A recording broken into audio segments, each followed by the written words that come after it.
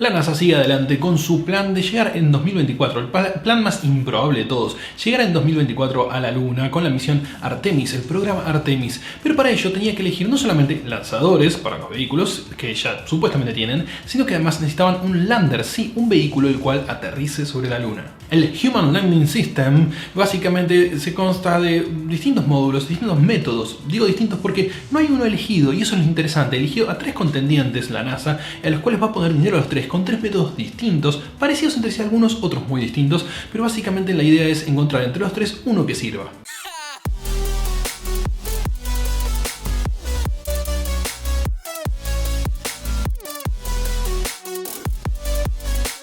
La semana pasada, Jim Bridenstine, que es el administrador de la NASA, decidió presentar al público quiénes son los 3 ganadores de esta compulsa. Después de esos 3 habrá uno solo que quedará como elegido, o 2, no lo sabemos todavía, pero por el momento sabemos que hay 3 que van a recibir dinero, son los primeros fondos para poder desarrollar el lander de Artemis. De todos los módulos que faltan, de todo lo que va a ser la misión de Artemis, el más llamativo obviamente era el lander. ¿Por qué? Porque si hablamos de ir a la Luna, de alguna forma hay que aterrizar ahí. Hay un montón de cohetes que te pueden llevar hasta órbita lunar, pero no hay módulos como lo hubo en la misión Apolo, que estuvo diseñado todo junto, todo en un conjunto. No había uno. Tenemos el SLS, que es el lanzador, tenemos la Orion, que es la cápsula que va a supuestamente llevar a los astronautas, pero faltaba el lander. Hay 3 empresas elegidas, pero hay una en particular que no está, que falta, que es Boeing. Así es, la dejaron completamente afuera. Hay muchas razones para esto, no solamente los problemas que tuvieron con los vuelos de aerolíneas, sino también con sus propias cápsulas, con la Starliner y con la Orion también, porque son contratistas que participan en todos esos proyectos, y básicamente la propuesta que había hecho Boeing no entraba por ningún lado a la NASA, con lo cual se queda afuera y quedan 3. Estamos hablando de Blue Origin, SpaceX y Dynetics, una que no conoce absolutamente nadie, pero que ya les voy a contar de qué se trata. A cada una de estas 3 le va a dar una cantidad de dinero a partir de ahora, y van a tener unos 10 meses para avanzar con ese dinero y avanzar con esa propuesta, ese proyecto, que obviamente cada uno ya tenían más o menos desarrollado y han presentado sus propuestas. Entonces algunos van un poco más avanzados, otros un poco más atrasados, pero la NASA en 10 meses decidirá con cuál se queda. El elegido va a ser el vehículo que va a aterrizar en la Luna a los astronautas de la misión Artemis 3. Recuerden que hay un par de misiones anteriores, una va a ser de orbitar la Luna, uno va a ser sin tripulación. Bueno, las típicas misiones. La tercera debería ser la primera que aterrizar, así como Apolo 11 es la primera que aterriza en la Luna. Bueno, la Artemis 3 va a ser la primera de este gran programa. Blue Origin se lleva, por ejemplo, 579 millones de dólares para su lander. Parece mucho más dinero, sí, porque de hecho es mucho más dinero que el que tienen otros, es el que más va a recibir. Dynetics, por ejemplo, que es una de sus principales empresas, es Sierra Nevada Corporation, sí, muchos la conocerán por el Dream Chaser, se lleva unos 250 millones de dólares. Y el que menos recibe es SpaceX, que va a recibir unos 150 millones de dólares que sirven para el Spaceship. Exactamente, el Spaceship versión lunar, que no es lo mismo que el Spaceship que vienen planeando para transportar humanos y demás, ¿no? De hecho, estas misiones, todas estas misiones, si bien tienen el lander, no tienen que volver a la Tierra, ¿no? Esto es una cosa que es interesante. Orion es la cápsula que lleva a todos hasta la órbita lunar, y es desde ahí que estos tres vehículos deben ir y llevar a la gente a la Luna y traerla de vuelta a la Orion. Estos no vuelven a la Tierra. Dynetics es una corporación armada con varias corporaciones, muchos proveedores de elementos, de satélites y demás. Sierra Nevada Corporation, por un lado, que es una empresa que empezó con el sueño del Dream Chaser, del cual quiero armar un video en particular, un Space Rant, hablando de esto porque es muy interesante. El Dream Chaser todavía no ha volado, pero supuestamente este año o el que viene va a estar volando por primera vez. Es un pequeño transbordador. Pero además también está Thales Alenia. Thales Alenia es una de las grandes empresas europeas. La Agencia Espacial Europea la conoce perfectamente porque muchos de los satélites que ellos mandan al espacio están construidos por Thales Alenia. Así que no es gente inexperimentada, saben lo suficiente y es uno de los elegidos. El módulo en particular de HLS, que es el Human Landing System de Dynetics, que van a lanzar o que intentan desarrollar, es muy interesante porque, a diferencia de los demás, es un módulo que tiene la ubicación de los astronautas muy abajo en su centro de gravedad. Es decir, van a tener que hacer una escalerita muy pequeña para llegar a la superficie lunar. Tiene tanques de combustible que se pueden ir sacando, es decir, que son modulares, y un diseño bien distinto a los que hasta ahora hemos visto, con lo cual ese módulo aterriza, descarta los tanques que le sobren, que ya no tienen combustible, y despega con un peso mucho más liviano, descartando partes.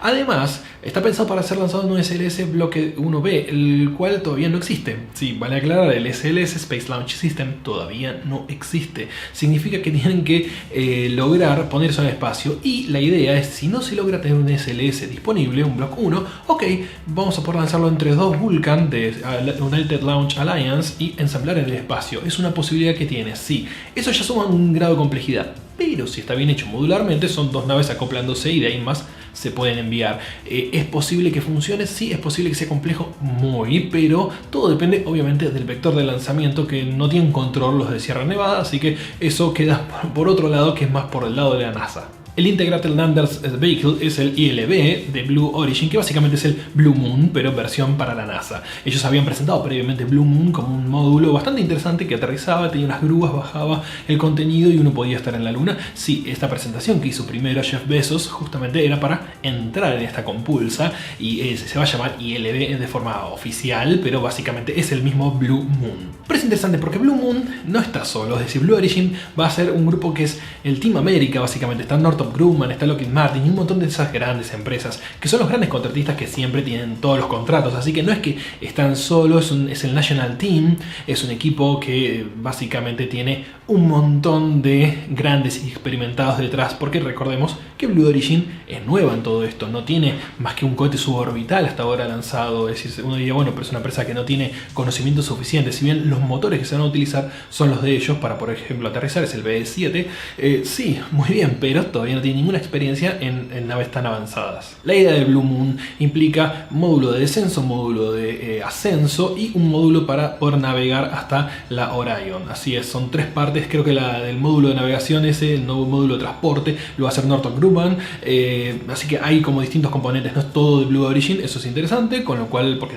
requiere integración entre las distintas compañías, pero se nota que hay un trabajo directo. El vector de lanzamiento va a ser el New Glenn, volvemos a los cohetes que no han sido lanzados. Después, a la mitad del programa les voy a hablar sobre los vectores de lanzamiento, pero bueno, el New Glenn no existe todavía, así que tengan en cuenta que no solo que no existe el lander, sino que tampoco existe el cohete que lo va a llevar al espacio, y esto parece ser la constante. Starship de SpaceX, obviamente el proyecto que más ha avanzado por un lado, pero que menos dinero tiene, con 136 millones de dólares, o 150 por ahí anda, dinero más, dinero menos, no importa. En el caso de esto es poco dinero para el tipo de nave que es. Tengan en cuenta que no está pensado para llegar a la Luna y después traer a la gente de vuelta, como les dije antes, eso se encarga la Orion. Significa que es un Starship sin alas de aterrizaje. Las alas no son alas, en realidad son aerofrenos que utiliza la Starship para poder atravesar la atmósfera terrestre y aterrizar con menor velocidad y no desintegrarse en el vuelo. Bueno, en el caso de la que va a la Luna, despegaría desde la Tierra desde, obviamente, un Super Heavy, que tampoco existe, vamos al caso, reabastecería en el espacio con otro Starship, que ese sí con alas, el cual le carga combustible y de ahí viajaría a la Luna. Interesante porque lo que le permite esto es llevar mucho más peso a la Luna. Es decir, podríamos tener un Starship completamente cargado con un montón de equipamiento que aterriza en la Luna y le lleve los equipamientos a los astronautas que quieran ir a la Luna. Interesante porque tiene mayor capacidad que todos los anteriores. Desde ya que esto es una complejidad, recargar combustible en el espacio es muy peligroso y muy difícil. Según Elon Musk, ellos ya lo tienen más o menos resuelto, pero todavía no hay pruebas hechas. Pero ¿qué tiene de ventaja Starship? En este momento están testeando el SN4, sería el Serial Number 4, por decirlo de una forma, el prototipo previo de la Starship. Simplemente encendieron el motor ayer, antes de grabar este video, funcionó, así que ya pueden meter ese combustible, no explotó por exceso de presión y el motor funciona. La idea de ellos es hacer unos hops, unos pequeños saltos en estas próximas semanas. Es el único de todos los que estuve mencionando que tiene un vehículo que al menos va avanzando. Ok, va avanzando, pero recordemos, es un método de construcción iterativo con mucha probabilidad de fallas, porque en vez de planificar mucho y ejecutar después, se va haciendo sobre la marcha. Muchas cosas se van cambiando sobre la marcha y se va aprendiendo los métodos de construcción sobre la marcha. En un proyecto como la misión Apolo no, se hizo todo mucho más planificado, pero con mucho más dinero, entonces se hizo directo. En este caso no, en este caso es iteración, falla, acierto. Y en algún momento te es una nave que funciona ahí bien y recién ahí te vas a poder animar a meter a un astronauta adentro. Distintas metodologías a SpaceX lo que le da es mucha más visibilidad que a los demás, es decir, es más conocida por esto, pero no significa que vaya a ser mejor. Lo que sí tiene es que es antes va a estar, y el tiempo, la variable tiempo acá, piensen en 2024, la variable tiempo es crucial, es decir, tenés que tener el cohete muy pronto. Y lo bueno es que probablemente veamos este año algunos de los prototipos de SpaceX llegando al menos a la línea Kármán, a los 100 kilómetros de altura, es decir, al espacio, y probablemente veamos vuelos más avanzados en el 2022, lo cual 2021 y 2022, con lo cual muy probablemente ellos, si su plan sigue el camino que Elon Musk dice, en 2022 deberían estar dando órbitas a la Luna. Miren lo que les digo, lo tomo con pinzas, como todo lo que venga de ahí hay que tomarlo con pinzas. Puede que sí, puede que no. Aunque le tengamos fe en las cosas que ha hecho porque ha cumplido, los tiempos nunca fueron lo que cumplió. Cumplió con los hechos, pero no con los tiempos. Tengan en cuenta esto que puede llegar a ser interesante, después lo desarrollo un poco más. Pero tal vez, si logra todo esto SpaceX, termine reemplazando al combo SLS y Orion. Ojo con eso. Ahora vamos a la parte por ahí más interesante de todo esto. Me estás hablando del lander, pero ¿y los lanzadores? Los lanzadores que van a mandar todos estos landers al espacio no existen. De hecho, no existe ni siquiera el que va a mandar al Orion. No está el SLS, no ha volado ni una sola vez. Lo están probando, siguen probándolo. No ha volado una sola vez y muy probablemente este año no llegue a volar. Arranquemos primero con United Launch Alliance y el Vulcan Centaur, su cohete que todavía no ha volado, que volará en 1 año y medio más o menos recién, su primer vuelo, con motores BE-4, son los mismos motores de New Glenn. Es decir, estamos hablando de que uno de los vectores que tendría que lanzar o la Blue Moon o el de Dynetics no existe. Es decir, no hay un cohete ni probado ni certificado. Obviamente en este caso no tienen que certificar lanzamiento con personas porque van a ser material solamente, pero igual tiene que pasar la aprobación de la NASA, que suele ser bastante estricta porque no piensan perder ningún producto, ningún vehículo por ineficiencias o porque sea un modelo, un cohete bastante nuevo. Lo bueno que tiene es que si en 2021 ya está volando, para 2024 va a estar más que probado. De detalle técnico podemos hablar que el Vulcan puede llevar unas 13 toneladas a órbita lunar, con lo cual está bastante bien para estos vehículos. Obviamente siempre se puede llevar más, de hecho el SLS lanza más. Ahora vamos a hablar también de los otros equipos que tienen para llevar cosas a la Luna. Y hablando del más nefasto de todos, el SLS Space Launch System, construido por una miríada enorme, una cantidad enorme de empresas contratistas que proveen a la NASA. De hecho, esa es la razón por la cual existe. Todos los componentes son los mismos que se utilizaban para el transbordador espacial, desde los boosters hasta los motores. Todo es una barbaridad. Cada motor cuesta 250 millones de dólares. Para darlos una idea, llevan 4 y se van a descartar. Tuvieron que activar la planta nueva que ha construido los motores nuevos que van a hacer falta para todos los SLS que hacen falta. Ok, no solo utilizaron los motores viejos, ya tenían de stock, sino que tienen que construir varios más. Bueno, ya les dije, más de 250 millones de dólares por motor. Un Raptor creo que cuesta 10 millones. Para dar una idea de la diferencia de dinero que hay. Es tan bestial esto. Esos RS-25 son geniales, son de los mejores motores que existieron en la carrera espacial, pero el costo no tiene sentido. Todo el programa del SLS cuesta unos 36, no, son 3.600 millones de dólares. ¿3.600? No, me quedé corto, chicos.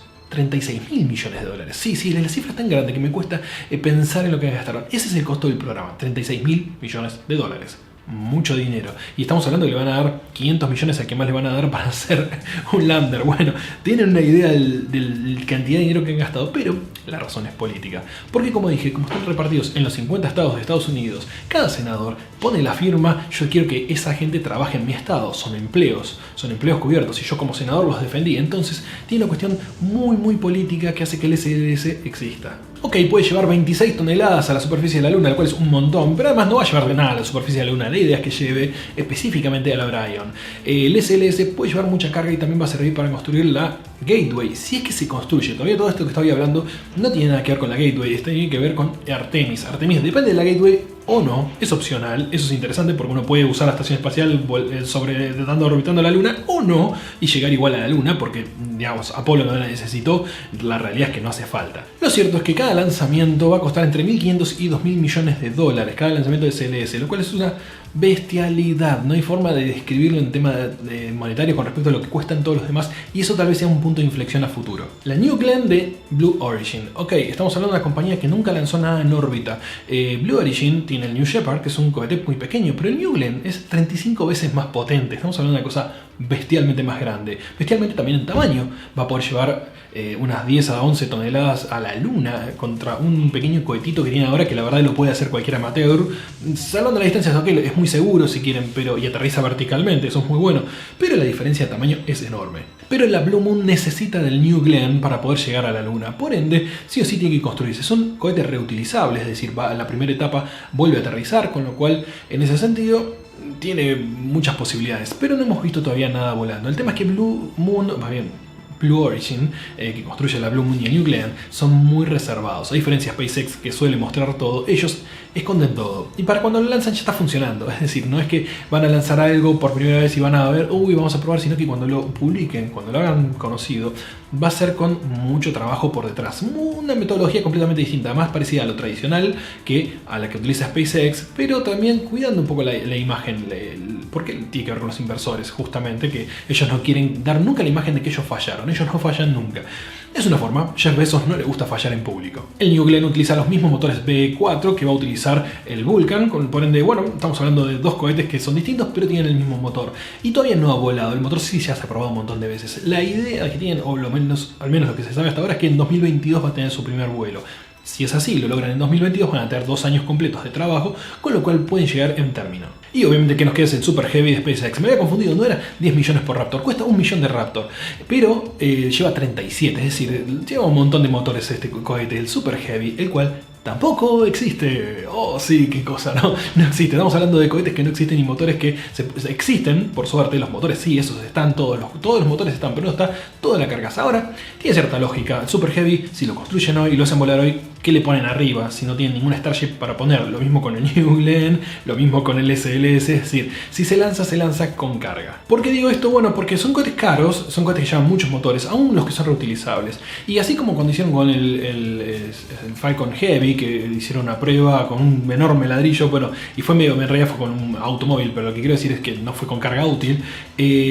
En el caso de este, es un lanzamiento que si uno lo hace cuando tiene algo para lanzar. Son cohetes de un diámetro mucho mayor, que pueden llevar muchas toneladas a órbita. De hecho, estamos hablando de un cohete con la capacidad de llevar entre 100 y 150 toneladas a órbita. Y si encima se recarga combustible en el espacio, que es una de las ideas que tienen con varios Super Heavy, se pueden llevar a la Luna cosas de 100 toneladas, lo cual es una barbaridad de carga.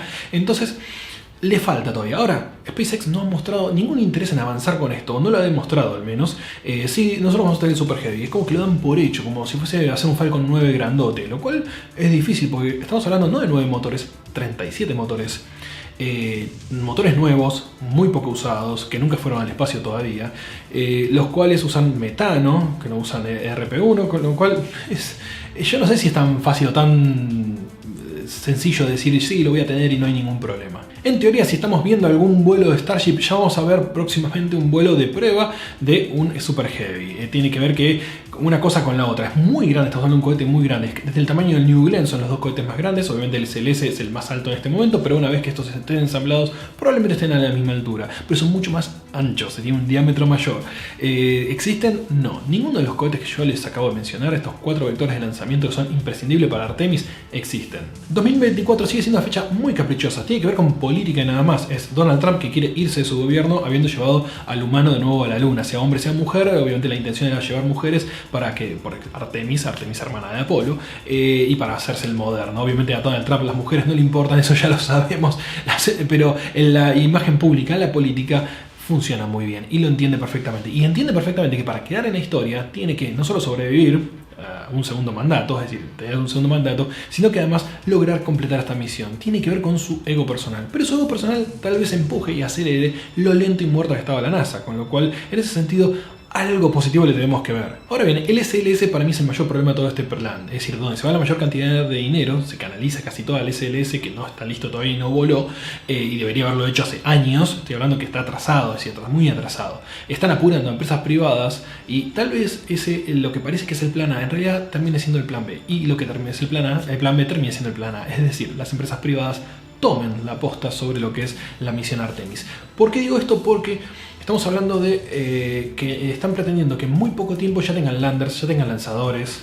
Algo que el SLS no pudo hacer en una década, que ellos lo tengan en un año o dos, confiando en que el incentivo privado y la inyección de dinero desde la NASA hacia el ambiente privado pueda acelerar este proceso y no dependa tanto de la NASA y del Congreso, que es lo que va a estar frenando todo. Por ejemplo, si SpaceX logra llevar el Super Heavy con la Starship a la Luna antes que el SLS, va a dar un mensaje muy claro, va a estar diciendo nosotros podemos hacerlo de forma privada con mucho menos dinero, inclusive con mucho de nuestro dinero personal, y ustedes no pudieron. Con lo cual la NASA va a tener al menos un argumento para poder desplazar al SLS de la carrera y empezar a usar a los privados que van a ser más eficientes, tanto en el uso del dinero como en la lógica más básica de todas. El problema es que tenés al Congreso en contra. Ok, bueno, no sé, que vaya el dinero del Congreso a otro lado, de otra forma, que aprueben otro dinero, pero el SLS y todas esas empresas que participan podrían participar de estas otras.